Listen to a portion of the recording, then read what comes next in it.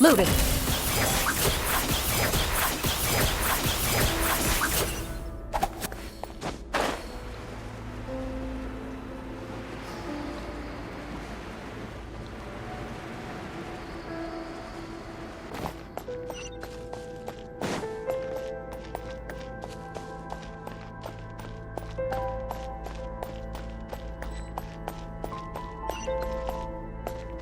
Ready.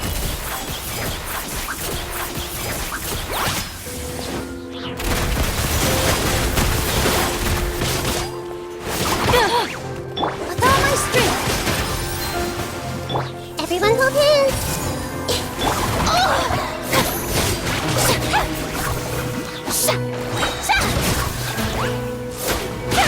Loaded.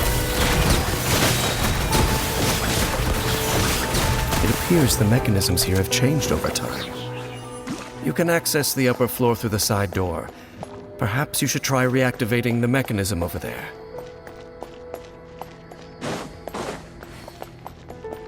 Ready.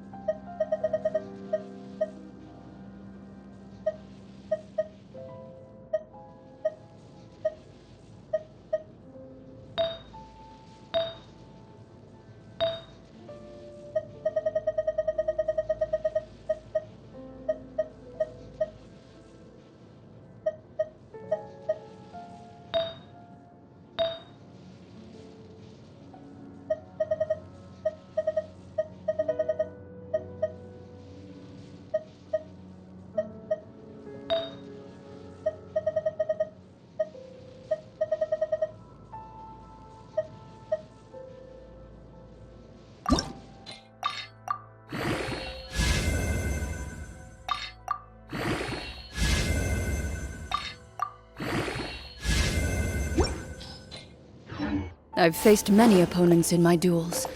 Most of them I defeated. Loaded.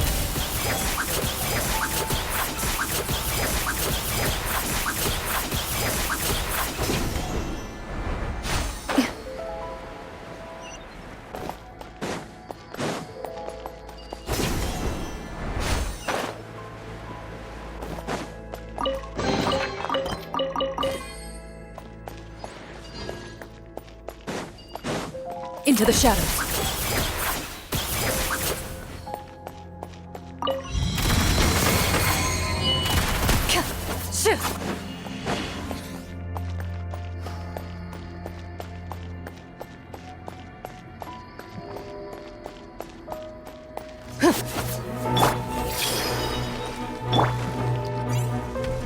Strike a pose.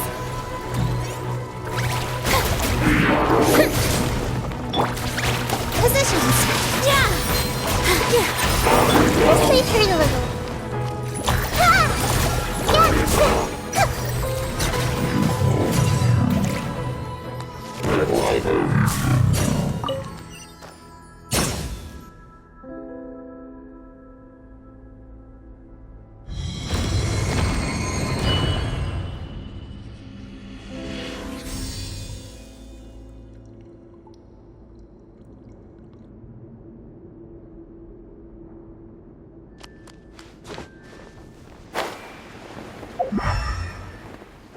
Make sure all the runes are pointing in the direction indicated by the light.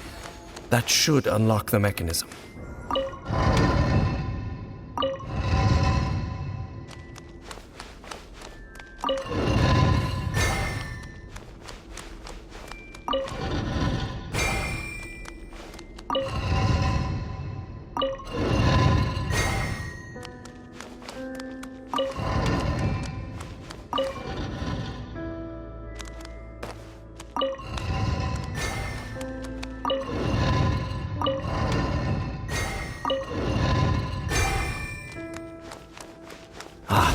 The door's open. Let's go. Our destination is just up ahead.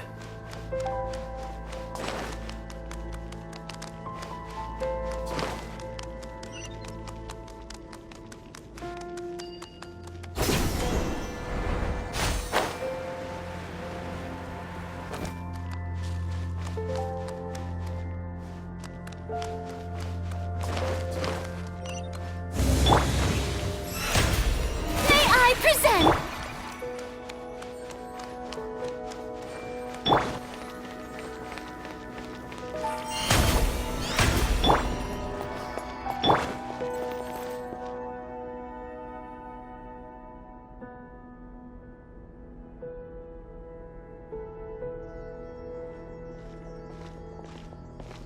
Looks like we can't go any further.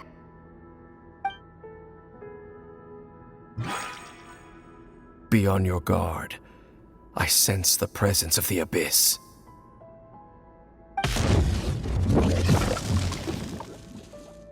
It's the Abyss Order! They're here!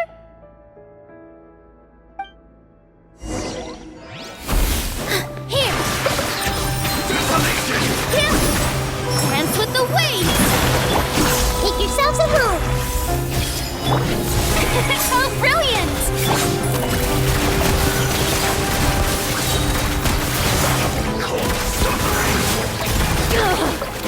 Time to testify. Let the world collide! Grow, grow, grow!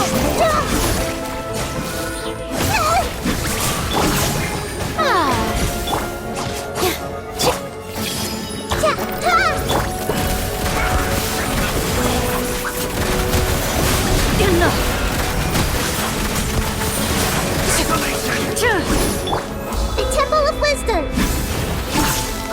Conquers all! The show begins!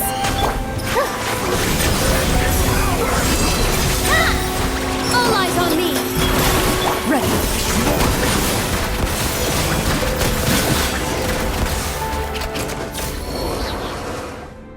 Just as I suspected. The false memories were a trap. The Abyss Order just wanted to follow us here. Now that they're in the vicinity, we should have a chance to see...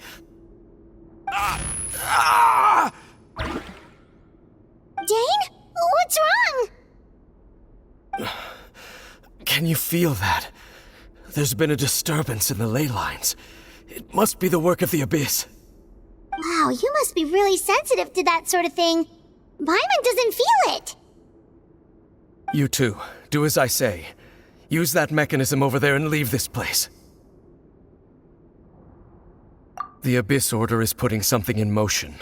If you return to Vimara Village, I suspect you might finally have the opportunity to locate the missing villager. Just think of it as a way to divide and conquer.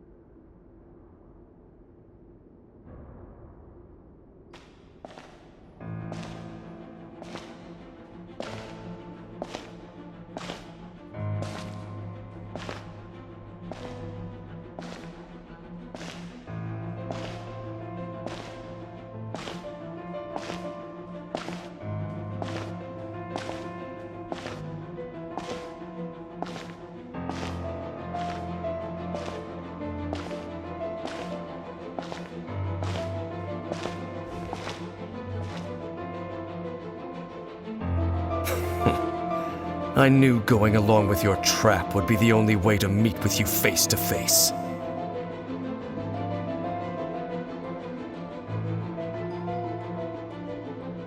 You risked your safety and that of the Eye? That's quite the gamble, Dainsleif. But I believe that I am the one walking into a trap laid by the Twilight Sword. So you came here all on your own? What about those followers of yours? When the Twilight Sword is prepared for battle, any army I could send would only be marching to their doom.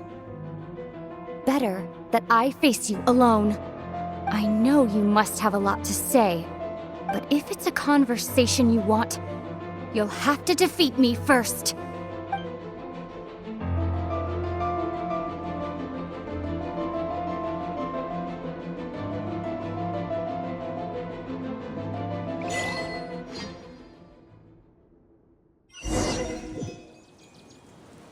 The Abyss Order's on the move. The ley lines are all out of whack. We better hurry back to Vimara Village and see what's going on. Hey, look at those hilly trails over there. Weren't they acting super agitated just a little while ago? Why are they so calm all of a sudden?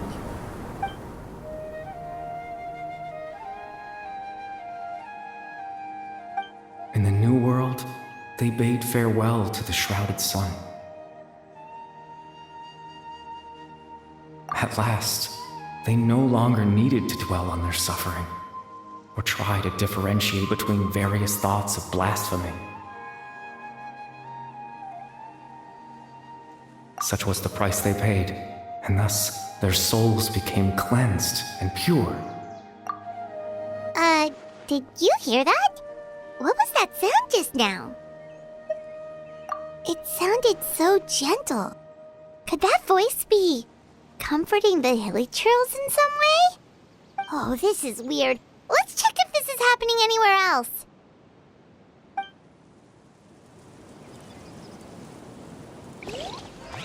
Hey!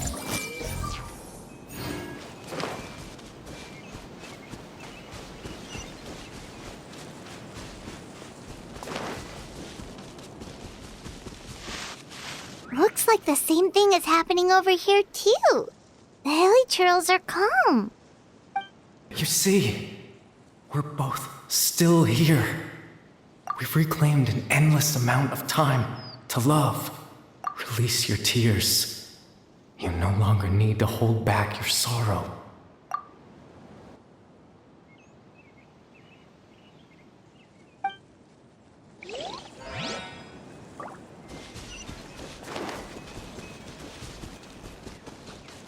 Over there. It looks like they're sleeping. In the end, he whispered softly, "Sleep well, Father. Sleep well, my beloved people. When you awake, that which differentiates us shall be no more." It almost sounds like a poem or some kind of story.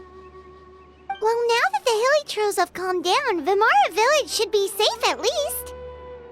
Let's put this situation to the side for now. Dane said this might be our chance to find the missing villager, so we should head back to Vimara Village before it's too late.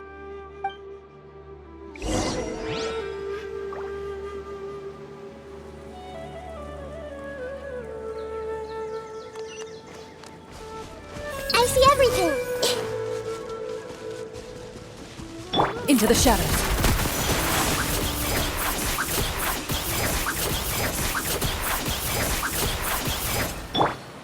Everyone hold hands. If you think that every monster likes to compose poetry, you are sorely mistaken.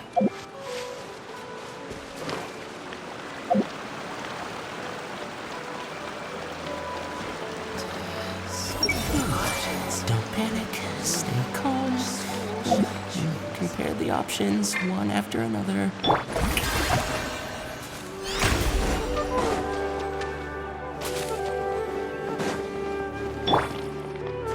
Hey!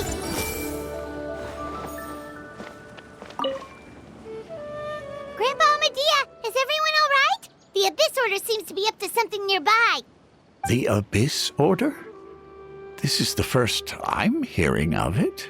Thank you for your concern, but as far as I'm aware, it's been business as usual here in the village. Well, that's good to hear. Oh, also, you didn't happen to come across any clues about the missing villager while we were gone, did you? Someone's gone missing, you say? Who would that be? Huh? Well, you know, the young guy from Vimara Village. The one you've been looking for all this time. You posted a commission with the Sumeru Adventurers Guild. That's kind of the whole reason we're here, actually. Your missing persons commission. Ah, I do apologize, you two. I hope I'm not worrying you too much. I'm sure it's just my age making me forgetful again. At least right now, I can't seem to recall whatever it is you're referring to. Perhaps you should try asking someone else. But how is that? All right. Thanks for your help, Grandpa Amadia.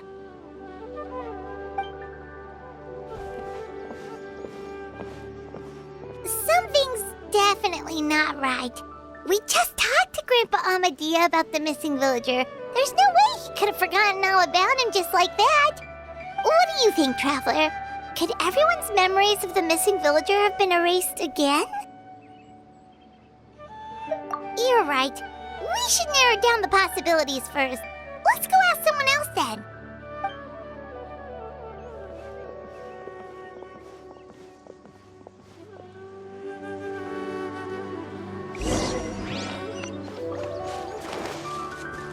I see. Don't tell me the children of the forest are some sort of wild vegetables.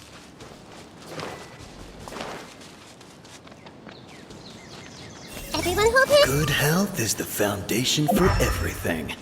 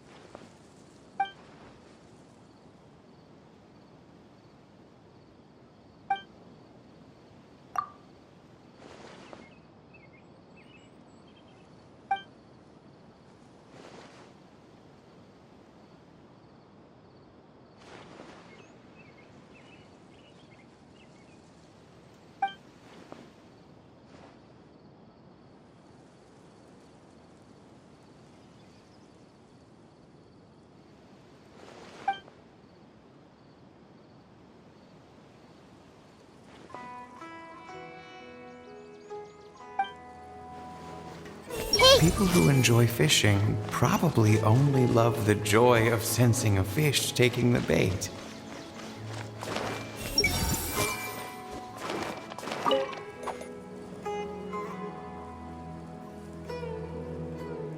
Someone's gone missing?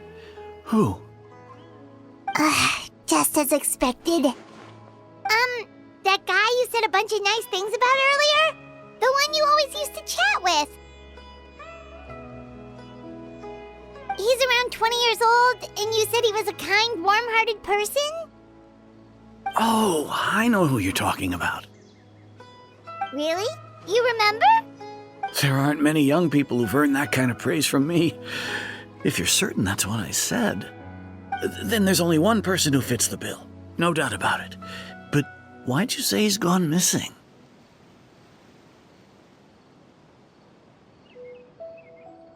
Yeah, I just saw him leave the village. There was someone else with him, too. They couldn't have gone far.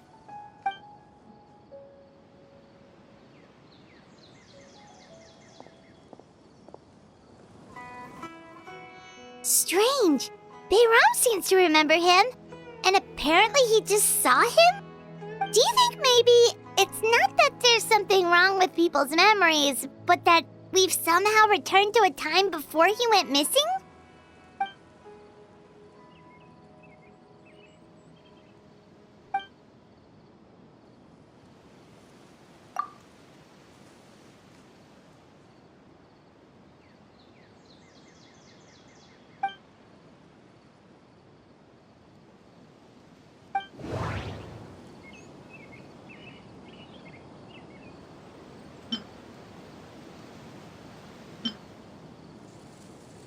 If this person only exists in people's memories, maybe we're in someone's memory right now.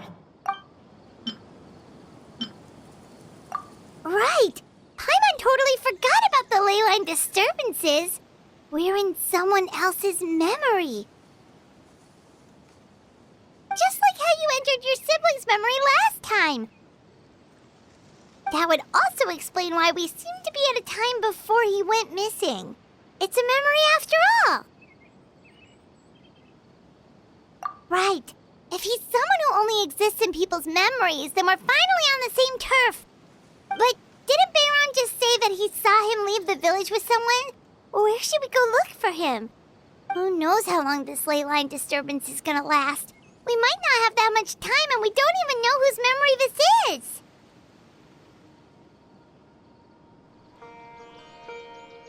Good idea! That'll help us narrow things down. We pretty much figured out that the missing villager has the ability to...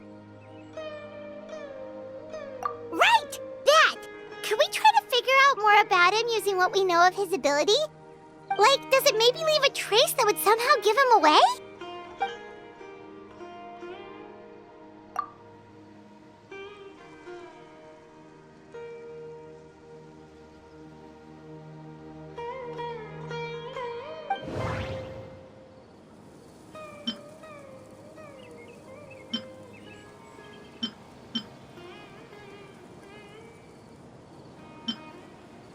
If time was allowed to pass within the false memories, there's a higher chance they might conflict with someone's original recollection. That would make it much harder to avoid suspicion. No wonder! All this time and the sky hasn't changed a bit! That must mean time isn't passing! That's the tell of the fake memories! The implanted memories are basically taking place outside of the regular 24 hours of the day. If the memories included the regular passage of time, it would be easy for people to tell that something was off. Like there could be overlap or something. People might start to wonder why they remember doing two different things at the same time of day. That's why he makes sure the memories take place at a specific moment in time rather than over a period of time.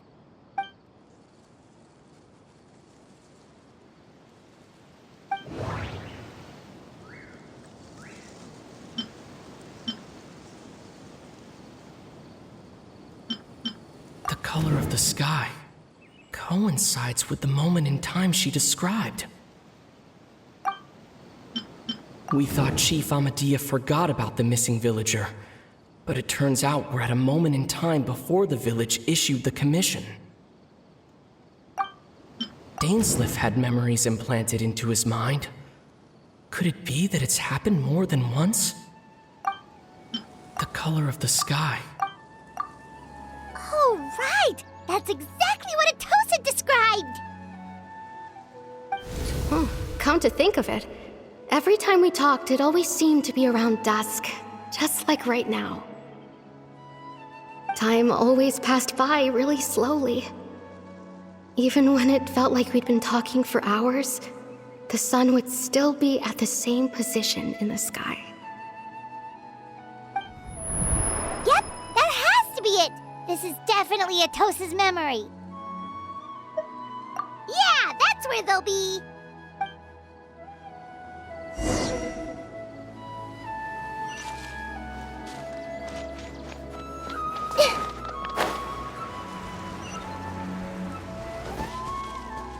Everyone hold it! People who enjoy fishing probably only love the joy of sensing a fish taking the bait.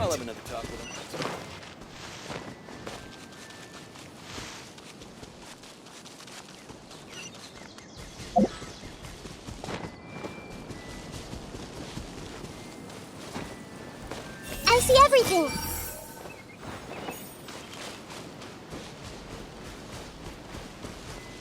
Hey! So, you see, Granny Jahiet was a mercenary when she was younger. She just talks like that out of habit. She's not trying to scare the children on purpose. Oh, there I go again. always talking about my own things. Do you maybe have anything you want to share? It's okay if you don't. You could also just talk about what you think of me? Oh, I think you're an incredibly strong and thoughtful young woman. You'll meet many amazing people and live a very happy life. You won't miss someone like me. Huh? Are those your friends over there?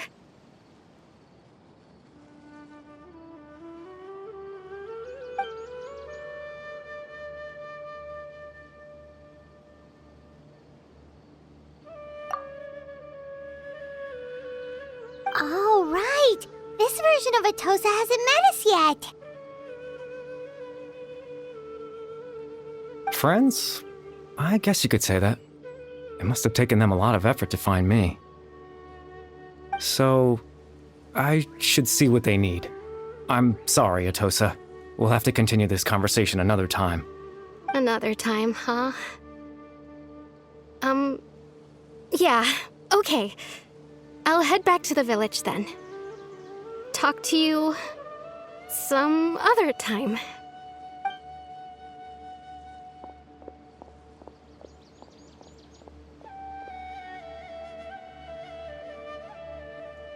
It's nice to see you, Traveler.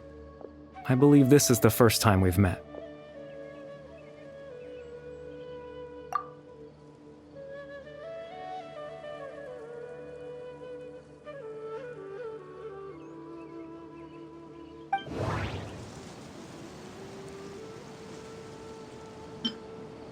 Born into abject sorrow, he shall now become the loom of fate.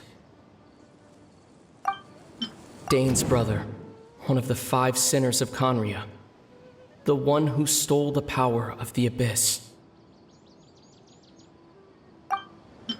The founder of the Abyss Order, the man who broke the curse of immortality. Born into abject sorrow. You're Kari Bear Alberic. Oh, you know me? That's quite the surprise. I don't believe I've met you before. Oh, I see.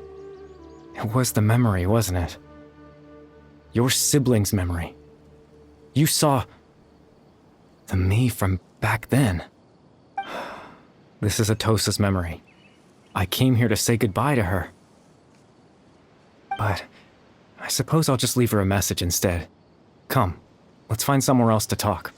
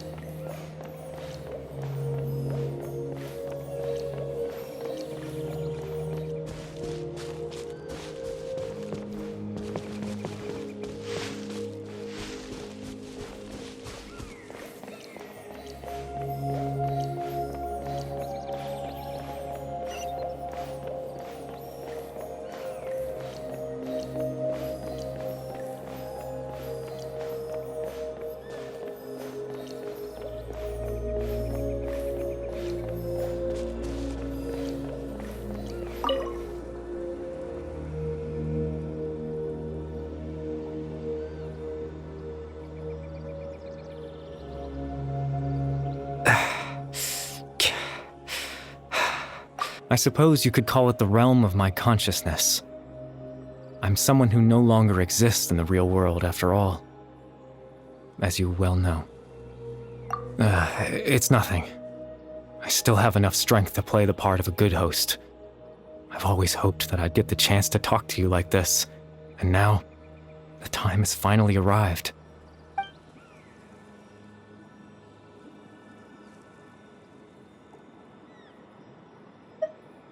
Extreme sorrow and pain. Hope and regret coursing through your veins.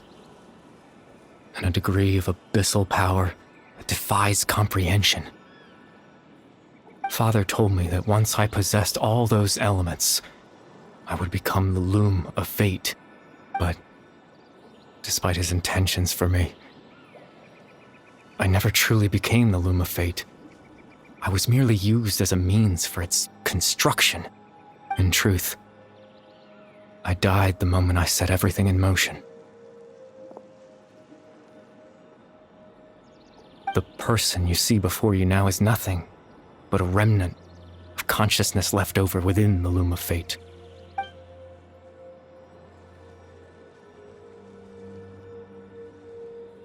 As for your question, the loom of fate is a device capable of weaving ley lines. In its primitive form, it can only be used to create and implant memories. But, as more of it is completed, its power becomes stronger and stronger, until finally, it has the power to weave real ley lines of its own. Once fully completed, the moment it gains the power to weave ley lines, it loses the lower level ability to influence memories. But it also becomes a tool that can change the entire world. Yes, I have the ability to control the loom in its semi-completed form. I suppose you can think of it as a form of compensation. After all, its existence cost me my life.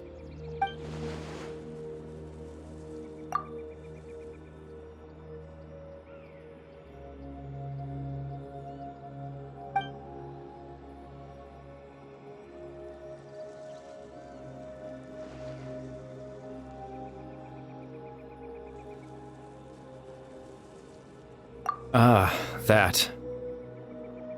I was wrong to implant those memories.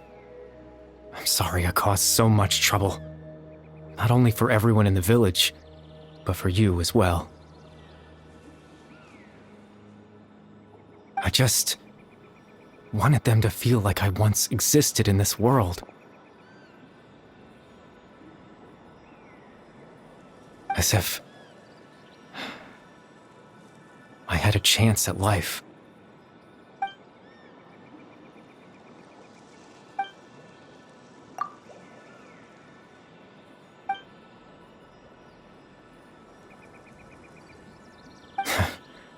I know what you must be thinking.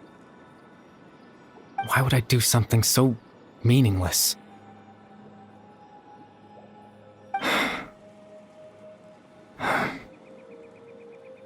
But I just couldn't accept it. I had to know what it would be like if I had my own life. What kind of person I would be.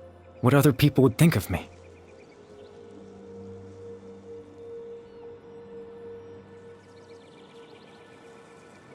Chief Ahmadiyya, Baram, Granny Jahiyat, Atosa.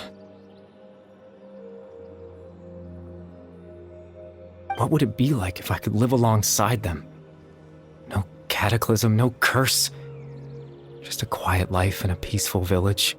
I was curious, so I selfishly tried to have my own life. Even if that meant piecing together the version of myself that could have been. One memory at a time. I know it sounds stupid. After all, my life ended a long time ago. Any chance at living was stripped away from me when I was 8 years old. My consciousness left to mature in an illusory world of nothingness. Even the form you see before you was nothing but an invention based on my father's appearance. An imagined version of what I would look like if I had the chance to grow up.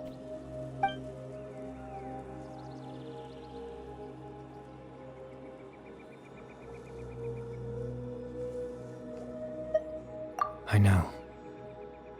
But there's nothing I can do to make them find me.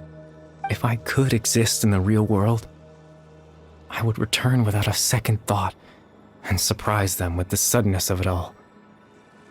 But, well, that's not possible for me.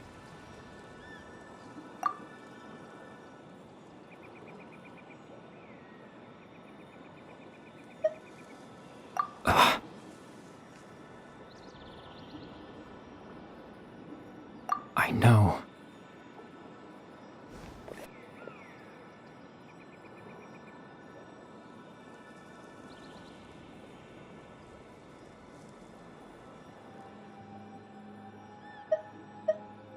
Captain Dainsleif. Twilight Sword, you mean? No need to meet up with him. Things should already be settled on his end. Exactly.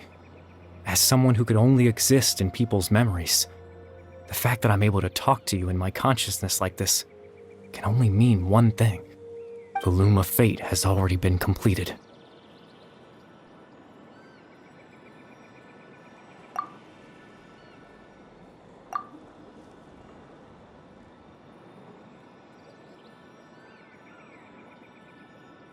No need to worry about Captain Dainsleif. He's absolutely fine.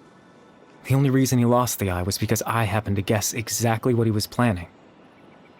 Captain Dainsleif has had the eye inside his body this whole time, hasn't he?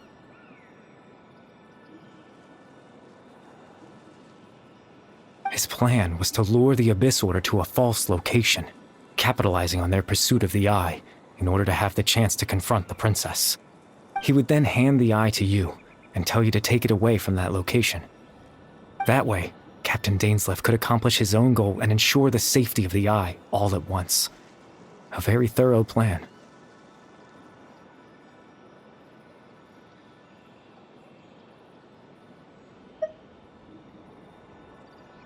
That's right, because in his mind, he had given it to you already.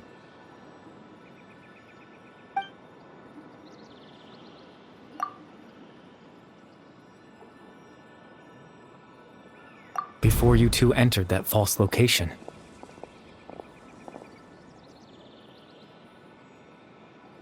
Traveler, wait.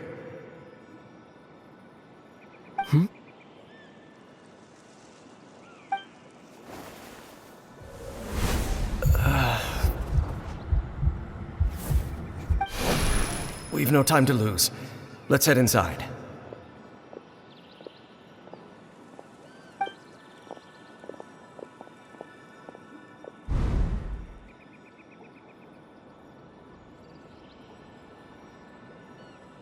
That was when I implanted the memory of him handing you the eye. Given the tense situation at that time, Captain Dainsleif failed to notice anything out of the ordinary, and took that memory to be real. I'm sorry, Traveler, but I needed the Loom of Fate to be completed. And to do that, we had to retrieve the eye.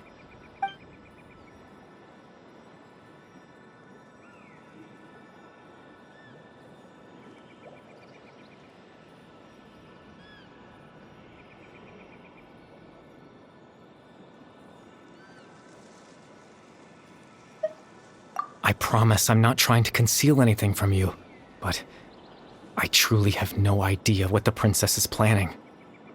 Tevat's ley line system is deeply entrenched in the planet. Creating new ley lines can neither replace nor extend the ones that already exist. In the face of everything they could be planning, I fear I'm too insignificant to even get a glimpse of the bigger picture. In any case, I had my own use for the Loom of Fate, and my goal, at least, has been achieved.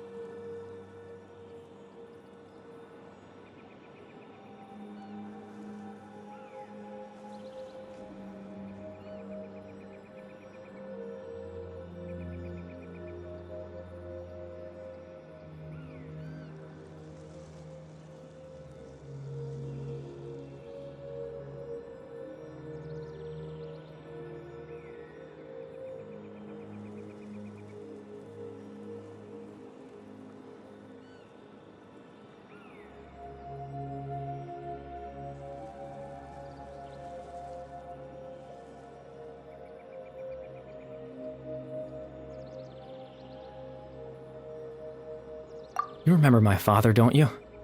Clotar Alberic. I believe you saw him in your sibling's memory.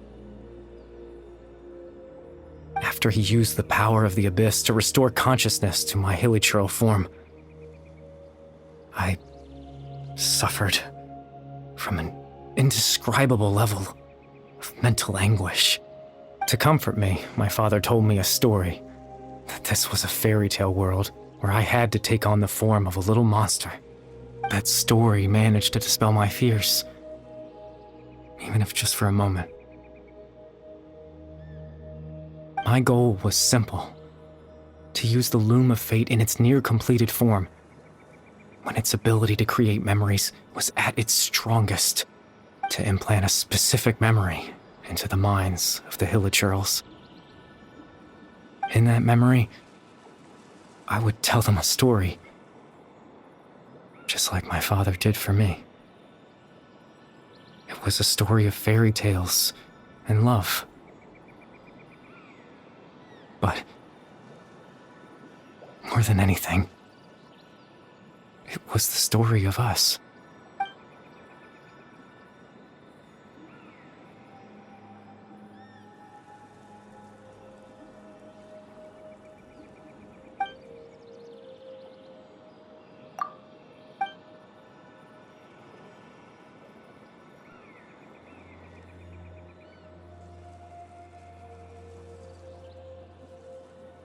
I can't change the world. Not when I lost the very right to exist within it. Implanting those memories, that was the most worthwhile thing I could offer.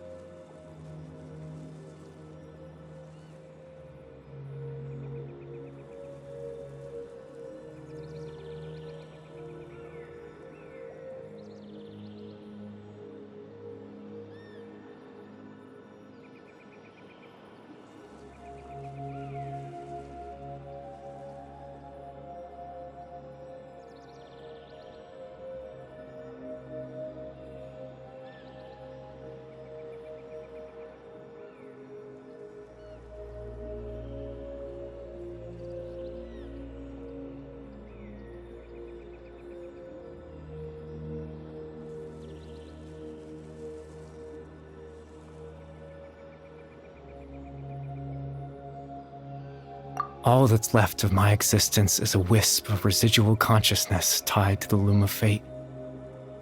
In truth, that trace of my consciousness should have dissipated long ago. My goal was the one thing that allowed me to hold on all this time.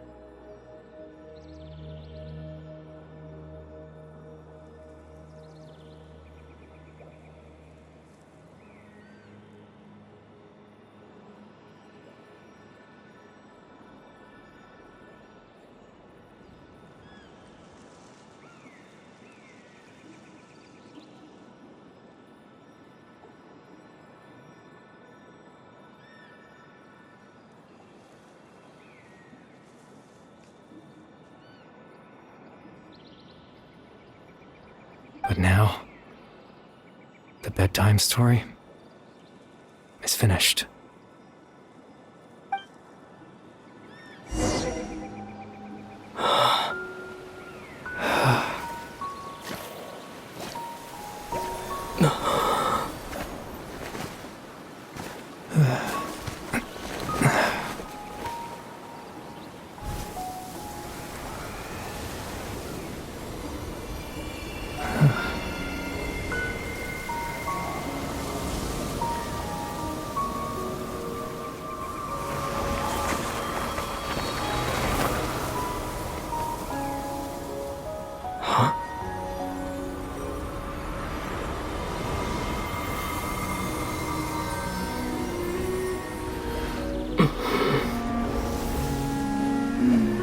Looks like I was too late to see Kari Bear one last time.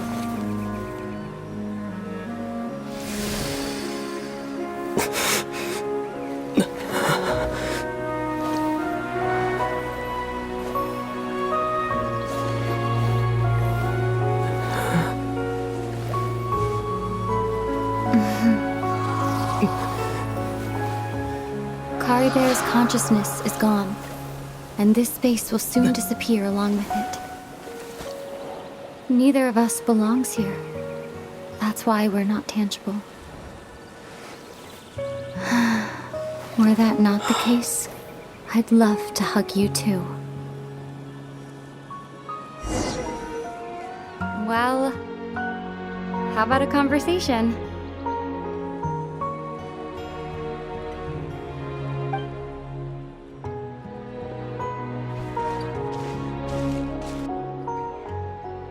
The chance to just stop and talk like this is certainly not easy to come by.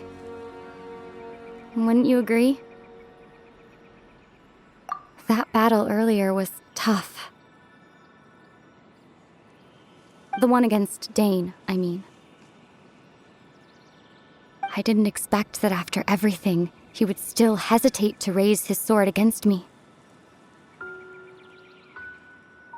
Were it not for that, perhaps I'd still be no match for the Twilight Sword. Even after 500 years.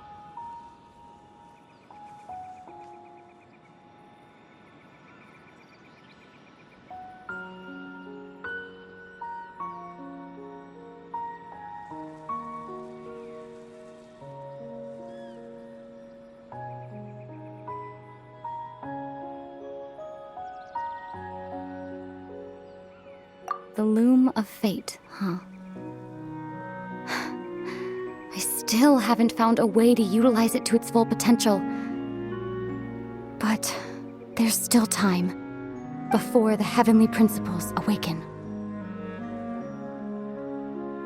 Yes, for 500 years now, ever since the cataclysm in Conria, there's been no sign of activity. Not long ago, you witnessed the Hydro Archon destroy her divine throne. Yes?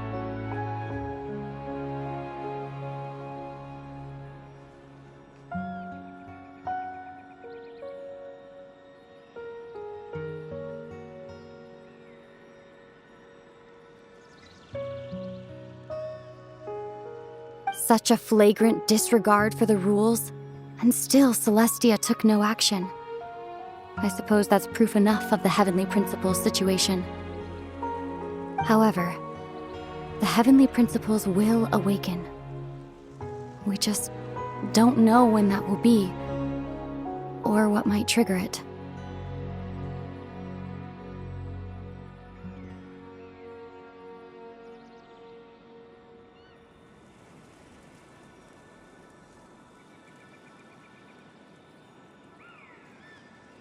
You could say that. Just look at Kari Bear.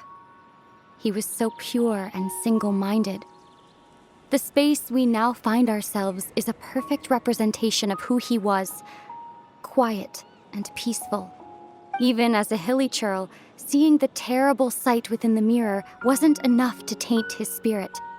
He brought comfort to the people of this world, even though he was denied the very right to be a part of it. So ask yourself this. Who was it that deprived him of that right to exist? Of course, that's only one example. My feelings about the Heavenly Principles are too complicated to explain in just a few words.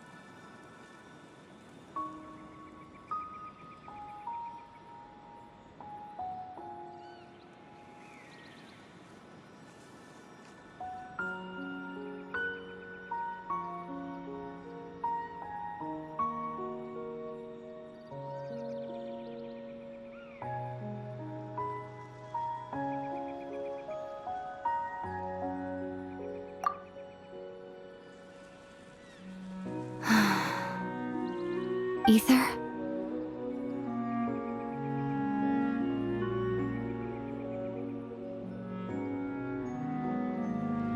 You're the only one in this world who calls me that. There's so much I wanted to ask you, but for some reason, I'm not interested in asking those questions right now. There's just one thing I have to ask. One thing I could never understand. Why? Why can't we continue our journey together?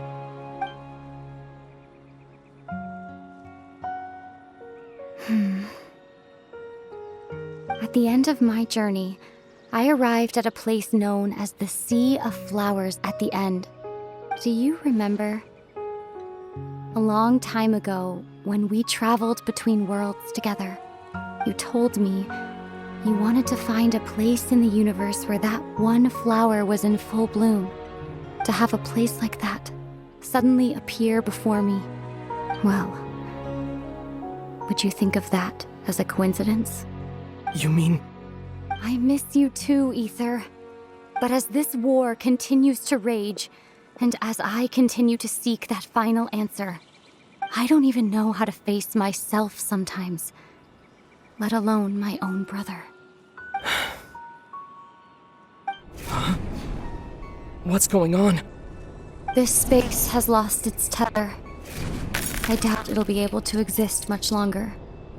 In fact, aside from our inability to physically interact with each other, there's something else you should know about this space.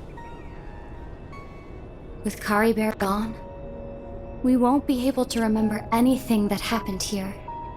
Everything in space will be wiped from existence, including all memory of our reunion. You're only telling me this now?